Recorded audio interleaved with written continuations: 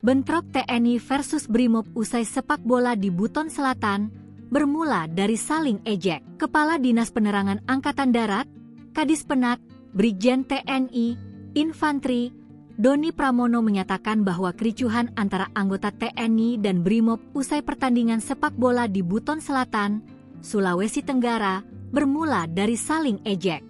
Peristiwa ini berlangsung usai laga sepak bola antara klub TNI dari Batalion TP 871 Lamaindo dan klub polisi dari Batalion Brimob Pelopor Batauga pada Minggu, 4 Januari 2026.